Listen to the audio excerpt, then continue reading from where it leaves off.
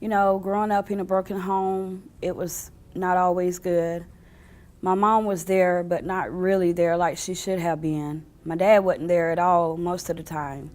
He was always in and out of jail, not really being there for us like he should have.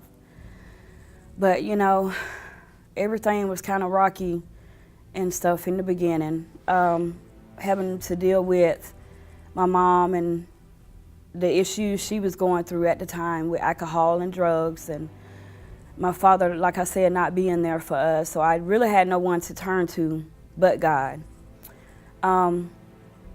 It got really hard at one point in time to where I saw myself when I was 16 not really going to church and doing things that I used to do because it was just so hard to bear.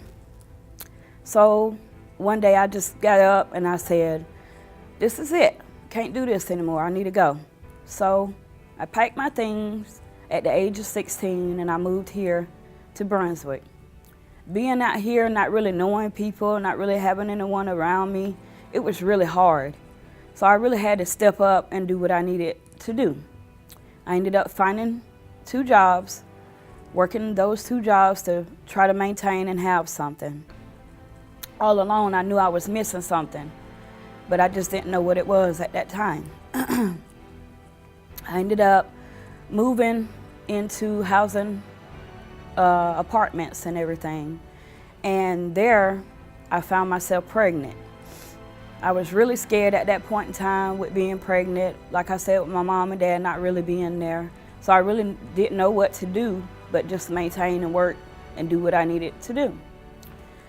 You know, it was something else because I know a lady, her name is Clarissa, and she came into my life at the right time because if she wouldn't have, I really would have been lost and not knowing what to do.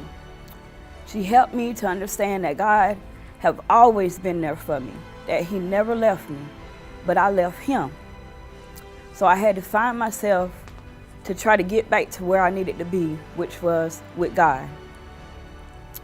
So with me being there, going to church, raising my son and everything, I found God again.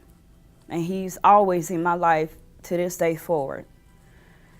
So, like I said, without faith, you have nothing. You got to keep faith in everything that you do, your everyday routines, praying, being there for people, helping people out in their time of need. And that's what I feel like we are put here on this earth to do. My name is Teresa Brownlee, and that's how faith works for me.